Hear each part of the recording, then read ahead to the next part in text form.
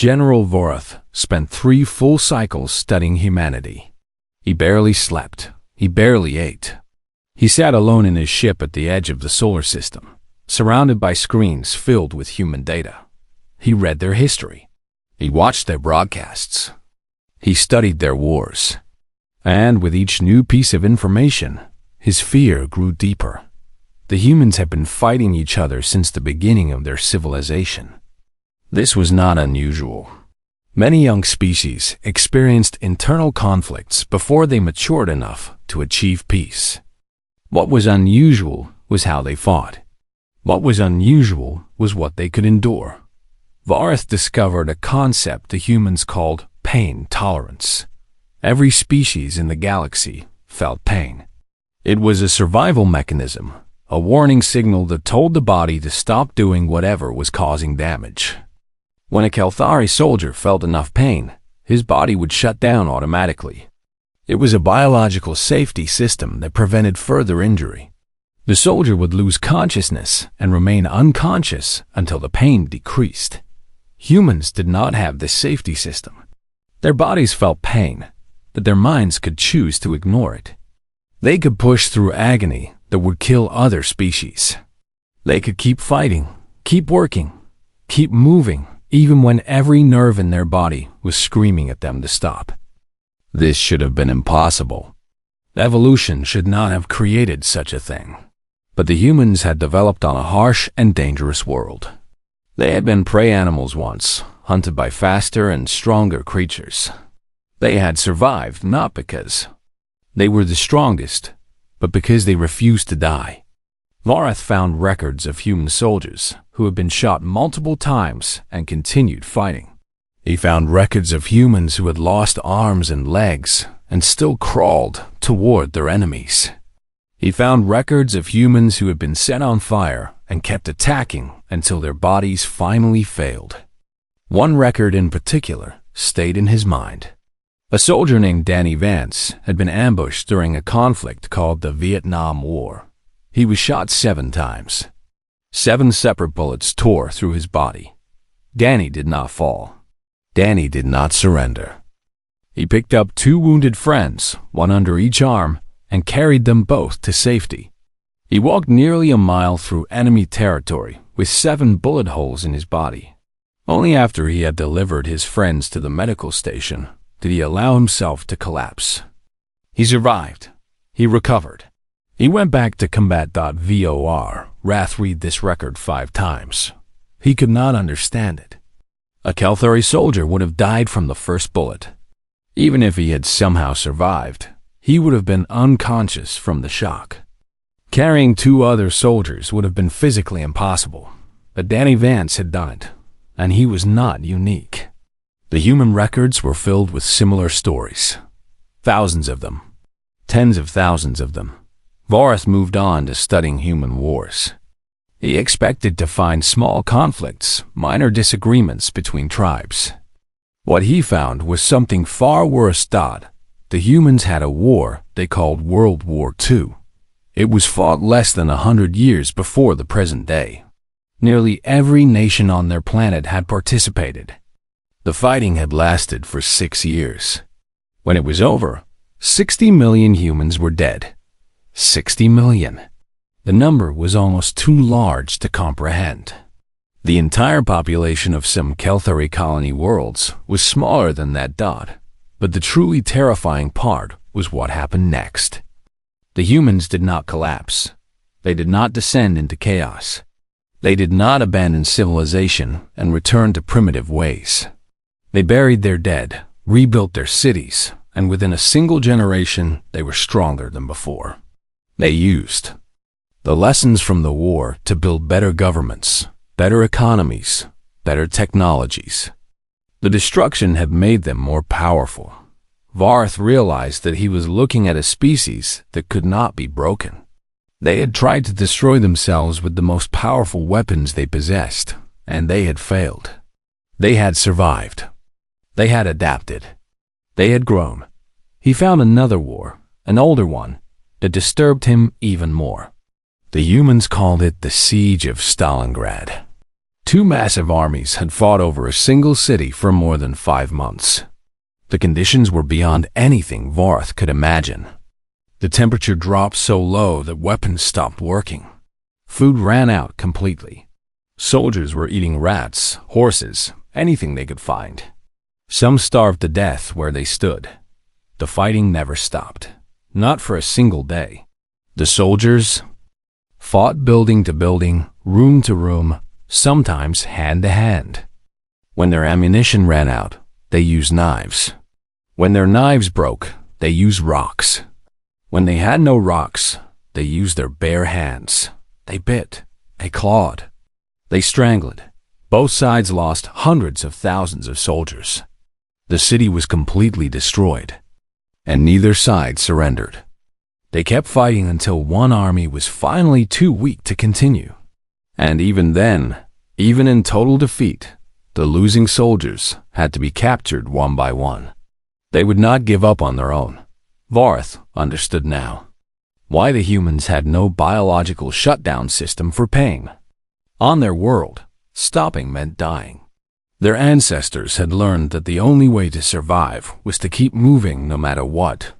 That lesson was written into their very genes. He thought about the Kelthari invasion plan. The High Command believed it would be simple. The humans were technologically inferior. Their ships were slow. Their weapons were weak. A quick strike would destroy their military, and then they would surrender like every other species before them. But what if they did not surrender? What if they kept fighting like the soldiers at Stalingrad? What if they hid in their cities and fought room to room, building to building? What if they refused to stop even when defeat was certain? The Kelthari had never faced such an enemy. Their entire military doctrine was based on the assumption that any rational species would surrender when the odds became hopeless. But humans were not rational. They did not calculate odds. They simply fought until they won or until they were dead. There was no middle ground. Vor Wrath prepared his report for the High Command. He included all of his findings. He included the records of Danny Vance and the siege of Stalingrad. He recommended extreme caution. He suggested that perhaps Earth should be left alone, that the cost of conquest would be too high. The response came within hours. The High Command mocked him. They called him a coward. They said he had grown soft from too many easy victories. They ordered him to proceed with invasion planning immediately. Vorath read the message several times. He thought about arguing. He thought about sending more evidence. But he knew it would not matter. The High Command had already made their decision. They would not listen to warnings from a general they now considered weak. He could only watch as his people prepared to make the worst mistake in their history. General Vorath had never known fear. He was the most powerful military commander in the Kelthari Dominion. His fleet had conquered 17 star systems. His soldiers had crushed rebellions on more than 100 different worlds. Entire civilizations had surrendered at the mere mention of his name. He was a legend among his people. A warrior who had never lost a single battle in his 200 years of service. But everything changed on the day he entered the Sol system. The Kelthari High Command had given him a simple mission. Travel to a small planet called Earth. Study the creatures who lived there. Assess their military strength. Prepare a report for the coming invasion. It should have been easy. The humans were a young species. They had only recently learned to travel between stars. Their technology was primitive compared to the Dominion. This was supposed to be nothing more than routine observation. Vorath brought his personal scout ship into the system.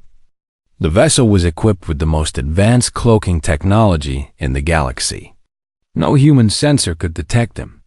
He positioned himself above a dusty red planet called Mars, where the humans had built several military bases. A large training exercise was taking place on the surface below. Thousands of human soldiers were practicing combat operations.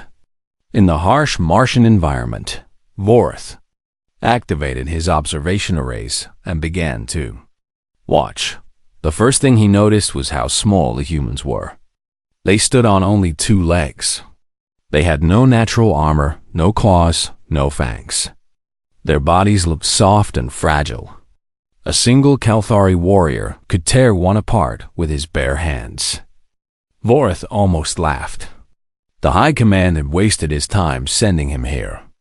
These creatures posed no threat to anyone. Then the accident happened. A large training structure collapsed without warning.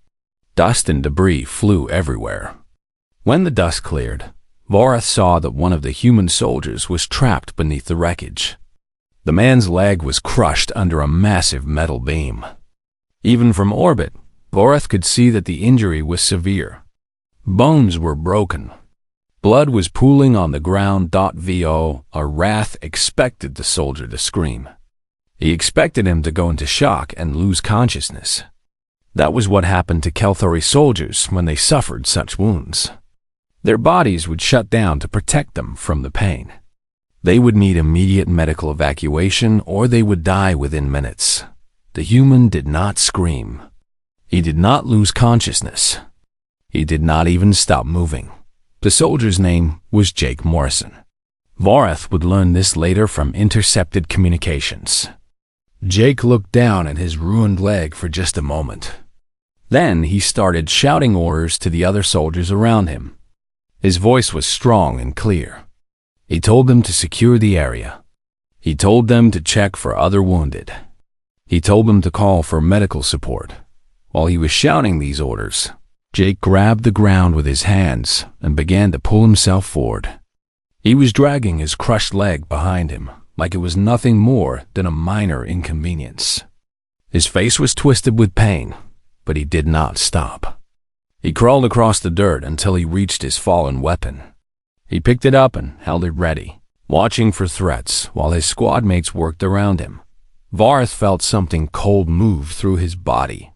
It was an unfamiliar sensation. It took him a moment to recognize it as fear. He turned his attention to another part of the training ground. A squad of soldiers was running an assault course. Training drones were firing plasma bolts at them from hidden positions. The bolts were set to low power. They would not kill, but they would cause significant pain on impact. One soldier was running faster than the others. Her name was Lisa Brennan. She was sprinting across open ground toward her objective, a small building at the far end of the course. A drone appeared from behind a rock and fired 3 shots directly into her chest. The plasma bolts hit her armor and burned through to the skin beneath. Vorath saw her body jerk from the impacts.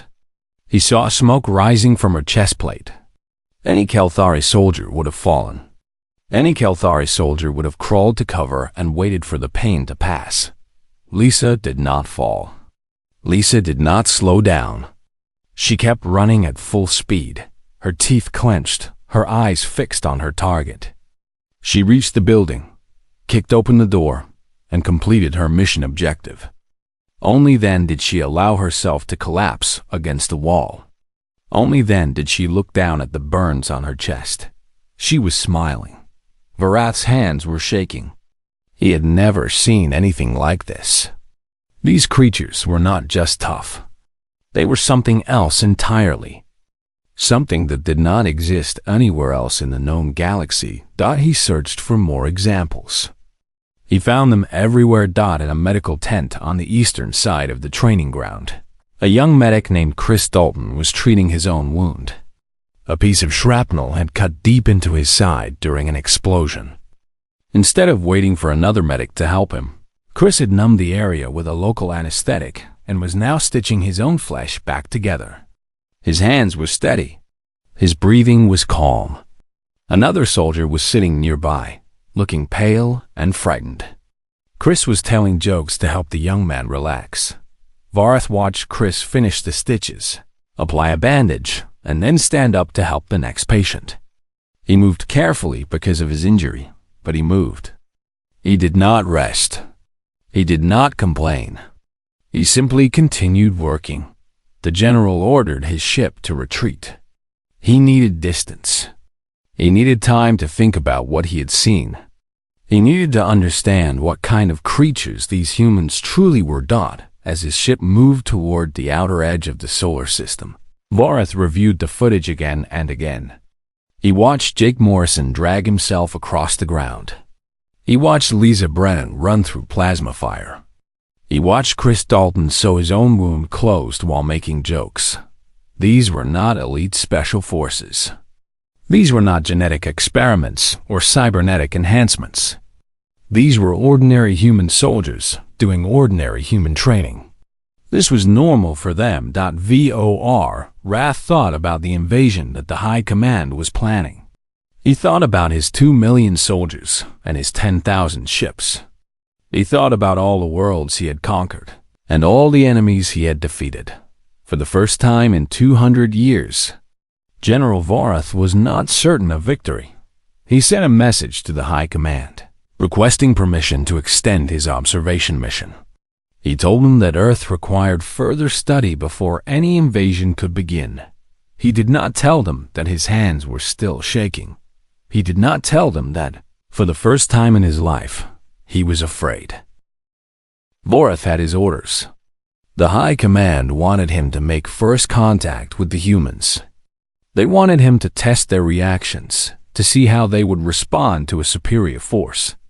Standard Dominion protocol called for a show of strength, followed by an offer of surrender. Every species they had encountered had accepted these terms once they understood the power difference. The High Command expected humans to be no different. Vorath knew better. But orders were orders.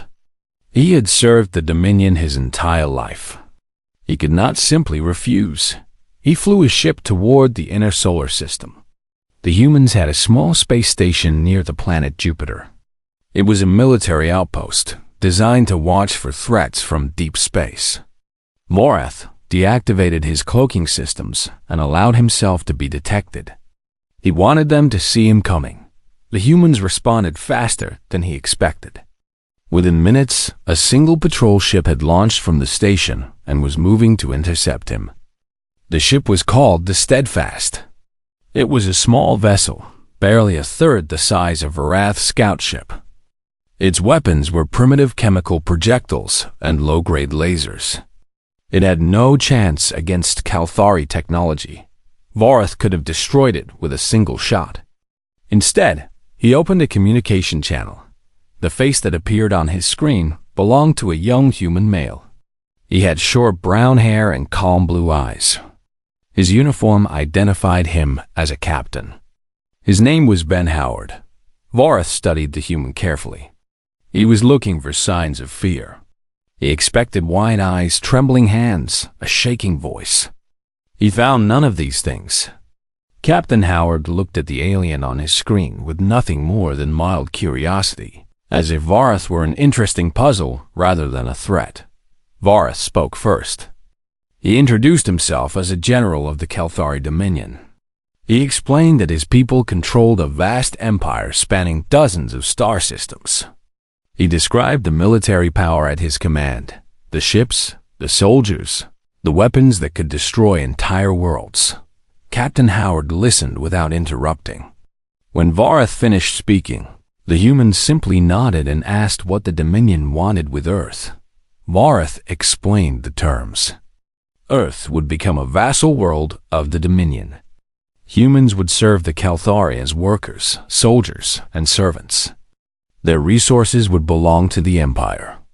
Their governments would answer to Kalthari governors. In exchange, they would be allowed to live. The alternative, Vorath continued, was extinction.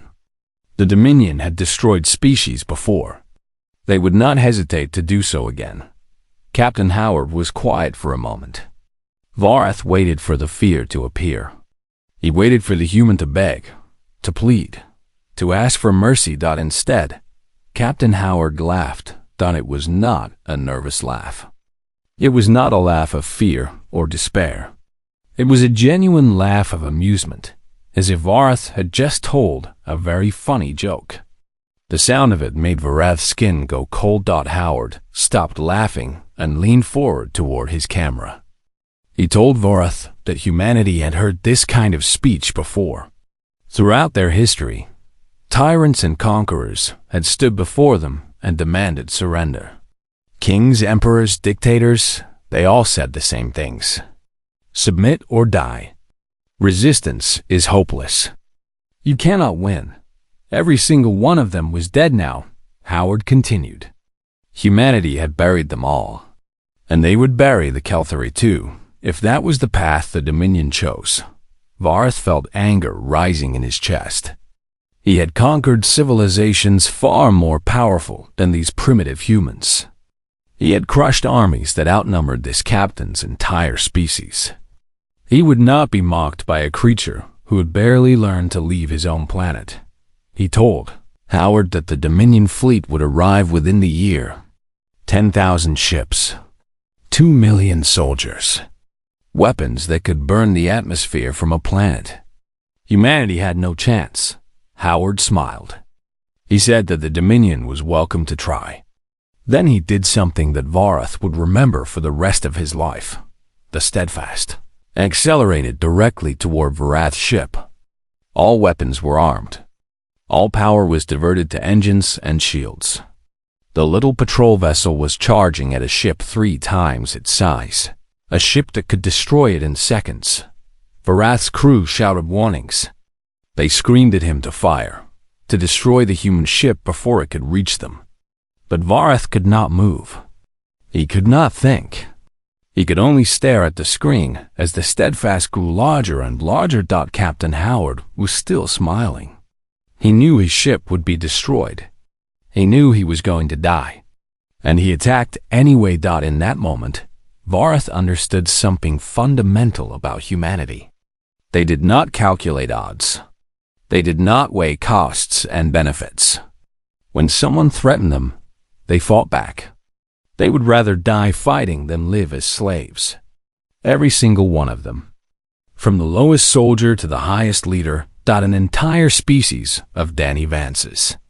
An entire planet of Stalingrad. Vareth ordered an emergency jump. The engine screamed as his ship tore a hole in space and fled into hyperspace. The last thing he saw before the jump completed was the Steadfast still coming, still charging, still fighting even though its target was escaping. When Varath's ship emerged from hyperspace 3 light years away, his hands were shaking again. His crew was staring at him in confusion. They had never seen their general retreat from a single small ship. Vareth did not explain. He could not explain. How could he tell them that he had just looked into the eyes of a predator? How could he describe the feeling of being hunted by prey?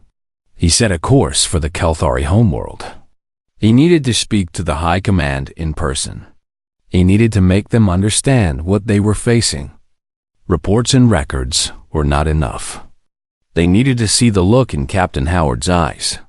They needed to feel the cold certainty that Vareth felt now. The humans were not going to surrender.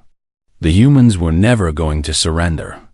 And if the Dominion pushed them, if the Dominion threatened their world and their people, the humans would fight back with everything they had. They would lose, probably. The Dominion was too powerful. But they would make the Kelthari pay for every inch of ground. They would turn every city into Stalingrad. They would fill space with burning ships and floating bodies. And when it was over, when Earth was finally conquered, there would be nothing left worth taking. Vareth had to stop this invasion. He had to save his people from themselves. He only hoped the High Command would listen. Vareth stood before the Grand Council of the Kelthari Dominion. The council chamber was enormous, built to impress and intimidate. 12 ancient leaders sat on raised platforms, looking down at him like judges at a trial. Behind them hung the banners of every world the Dominion had conquered. There were hundreds of them. Vareth had prepared his presentation carefully. He showed them everything. The footage of Jake Morrison dragging himself across the battlefield. The records of Lisa Brennan running through plasma fire. The history of Danny Vance carrying wounded soldiers with 7 bullets in his body. The horror of Stalingrad. The charge of the Steadfast. He explained what he had learned about human biology. He described their lack of automatic pain shutdown. He detailed their evolutionary history as prey animals who had learned to fight back against predators. He told the council that humans were unlike any species the Dominion had ever encountered. When he finished, the chamber was silent. Vareth waited for the council to respond. He hoped they would understand. He prayed they would listen. The head counselor, an ancient Kelthari named Draven, spoke first. His voice was cold and filled with contempt. He called Vareth a disgrace. He said that the great general had become afraid of primitives who could barely fly between planets. He mocked the footage, saying that any species could produce a few brave individuals. That did not make them a threat. The other counselors agreed. They laughed at Vareth's concerns. They reminded him that the Dominion had conquered species far more powerful than humans. They pointed to the banners behind them as proof. Nothing could stand against the might of the Kelthari. Vareth tried to argue. He tried to explain that power meant nothing against an enemy who would not surrender. But the council would not listen. They had already made their decision. The invasion would proceed as planned. A younger general named Kethris was promoted to lead the attack. He was ambitious and eager, exactly the kind of commander the council wanted. He looked at Vareth with barely hidden disdain and promised that he would succeed where the old general had failed. Vareth tried one last time. He approached Kethris privately and begged him to reconsider. He showed him more footage, more records, more evidence of human stubbornness. He warned him that the humans would not behave like other conquered species. Kethris dismissed him with a wave of his hand. He said that Vareth had lost his nerve. He said that the invasion would be over in weeks. He walked away laughing. The invasion fleet departed one cycle later. 10,000 ships. 2 million soldiers. The largest military force the Dominion had assembled in a century. Vareth watched them go from a viewing platform on the homeworld. He felt sick. 3 cycles passed. Vareth waited for news. He expected victory announcements. He expected celebrations. Instead, there was only silence. Then the survivors came home. Less than 800 ships limped back through the hyperspace gates. Their hulls were scarred and burned. Many were barely holding together. The soldiers who emerged from them were broken, haunted, unable to speak about what they had seen. Kethris was not among them.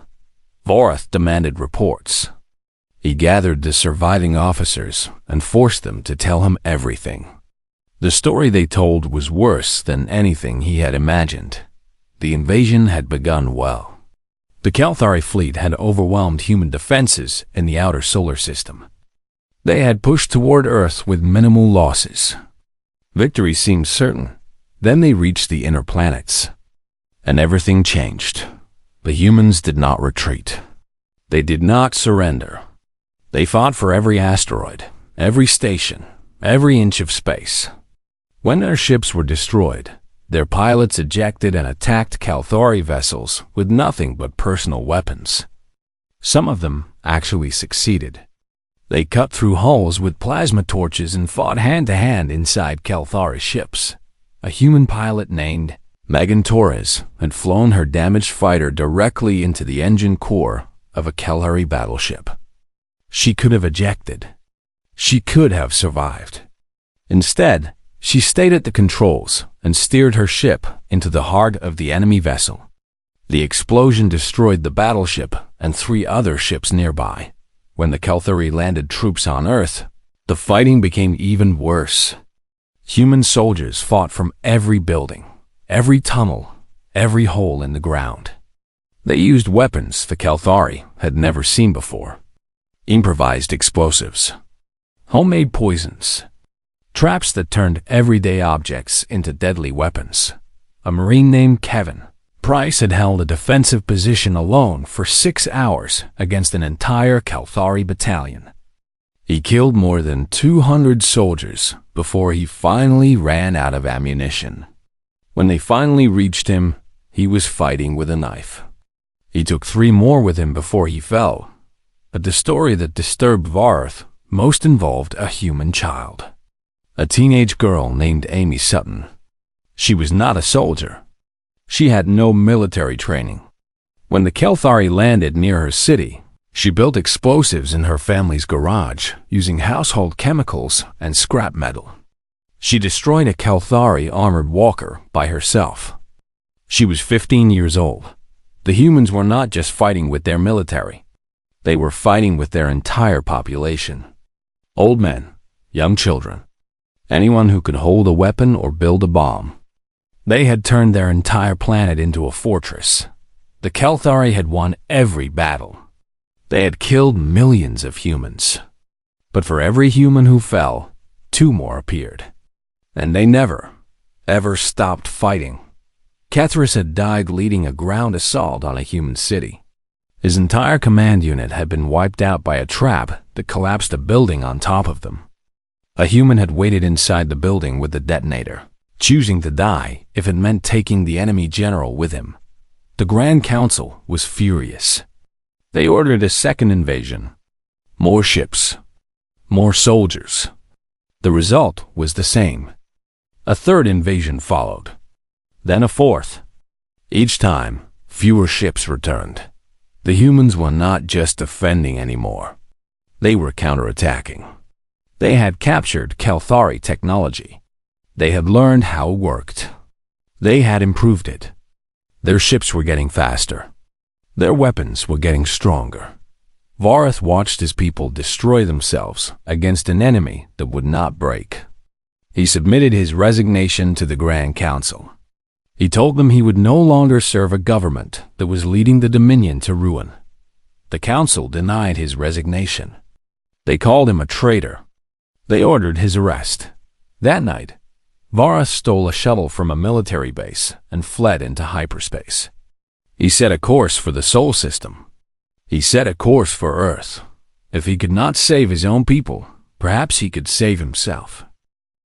General Varth entered the Sol system with no weapons, no shields, and no hope of survival.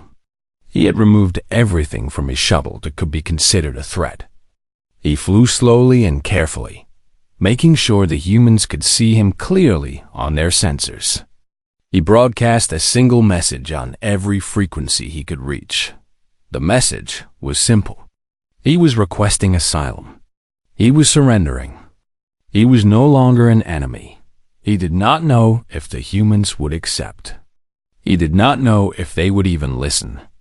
They had every reason to destroy him on sight. His people had killed millions of their kind. They had burned their cities and bombed their colonies. They had tried to enslave their entire species, but Vorith had nowhere else to go. The Dominion wanted him dead. The only place left in the galaxy where he might survive was the planet he had once planned to conquer. The humans intercepted his shuttle near their moon. 3 warships surrounded him, their weapons locked onto his small vessel. A voice came through his communication system, ordering him to power down all systems and prepare to be boarded. Varth obeyed. He sat alone in the darkness of his shuttle and waited. The boarding party arrived within minutes. Human soldiers in combat armor filled the small vessel, their weapons pointed at his head. They moved with professional efficiency, checking every corner of the shuttle for threats. When they found none, they bound his hands and led him to their ship. They did not speak to him. They did not ask questions. They simply took him to a holding cell and left him there. Days passed. Vorith sat in his cell and stared at the walls. He did not know what the humans were planning. He did not know if he would live or die. He simply waited. Finally, the door opened and guards escorted him to a large room. It was a courtroom of some kind. Human officials sat behind a long table, watching him with cold eyes. Armed soldiers lined the walls. At the center of the table sat a familiar face. He was older now, with gray hair at his temples and new lines around his eyes. But Varth recognized him immediately. It was Ben Howard, the captain who had charged the Steadfast at his ship years ago. He wore the insignia of an admiral now. Howard studied Vorath for a long moment. When he spoke, his voice was calm and controlled. He asked why the most decorated general in Kelthari history had abandoned his people and fled to their greatest enemy. Vorath thought carefully before answering. He could have lied. He could have invented some noble reason for his desertion. Instead, he chose to tell the truth. He told them about his first observation mission. He described watching Jake Morrison drag himself across the battlefield with a crushed leg. He described Lisa Brennan running through plasma fire without slowing down. He described Chris Dalton stitching his own wound while making jokes. He told them about his research. About Danny Vance and his 7 bullet wounds. About the siege of Stalingrad and the soldiers who fought until their weapons broke, then fought with their hands. About 60 million dead in a single war and a species that rebuilt itself stronger than before. He told them about Captain Howard and the Steadfast. About a small ship charging at an enemy 3 times its size. About a man who smiled while flying toward certain death. He told them about the invasions. About Megan Torres flying into the engine core. About Kevin Price holding his position alone for 6 hours. About Amy Sutton building bombs in her garage at 15 years old. He told them that the Kelthari had conquered species that were stronger than humans. Species that were faster, smarter, more technologically advanced. But they had never conquered a species that simply refused to stop. Pain did not stop humans. Fear did not stop humans. Impossible odds did not stop humans. They fought until they won or until they were dead. And even dead humans seemed to inspire the living to fight harder. Vorath told the tribunal that he had calculated the outcome of the war between the Dominion and humanity. The Kelthari would keep sending fleets until they had nothing left. The humans would keep fighting until there were none of them left. One side would eventually be destroyed completely. He believed that side would be the Kelthari. He had decided that if he could not save his people, he would at least save himself. And the only way to survive was to join the winning side. The room was silent when he finished speaking. The human officials whispered among themselves. Admiral Howard watched Vorath with an expression that was impossible to read. Finally, Howard leaned back in his chair. A small smile appeared on his face. He told Vorath that humanity had a saying. If you could not beat them, you should join them. Asylum was granted. They gave Vorath a small apartment in a city called Denver. It was a strange place, full of tall buildings and busy streets and humans rushing everywhere. The air was thin because the city sat high in the mountains. The food was unusual and sometimes unpleasant. Everything was designed for creatures much smaller than him, but he was alive. And he was free. Vorath provided the human military with everything he knew about Kelthari tactics and technology. He drew maps of Dominion territory. He explained weaknesses in their defenses. He revealed secrets that only a general of his rank would know. The information helped turn the tide of the war. Within 2 years, the fighting was over. The Kelthari Dominion signed a peace treaty that gave humans equal status in the galaxy. The species that had once been marked for conquest was now recognized as one of the most powerful civilizations in known space. Vorath watched the celebrations from his apartment window. Humans filled the streets below, cheering and laughing and embracing each other. They had won. Against all odds, against an enemy that should have crushed them. They had won that sometimes young human soldiers would visit him. They were curious about the alien general, who had conquered 17 star systems and then surrendered to a species that had barely learned to fly between stars. They asked him why he had given up, why he had chosen to join humanity instead of fighting them. Vorath always gave them the same answer. He told them that he had not surrendered because humans were stronger than the Kelthari. He had not surrendered because their weapons were better or their ships were faster. He had surrendered because humans were stubborn. The galaxy was full of powerful empires that rose and fell like waves on a shore. The strong conquered the weak, and then the strong became weak and were conquered in turn. It had been this way since the beginning of time, but stubbornness was different. Stubbornness meant refusing to fall even when you should. It meant getting back up after you had been knocked down. It meant fighting one more day, one more hour, one more minute, simply because you refused to quit. The stubborn ones were the ones who lasted.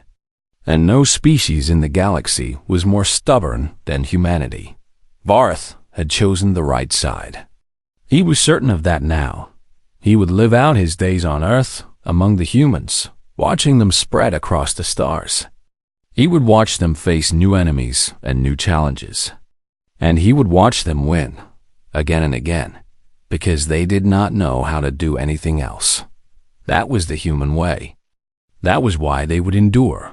And that was why General Vorth, conqueror of 17 star systems, was proud to call himself a citizen of Earth.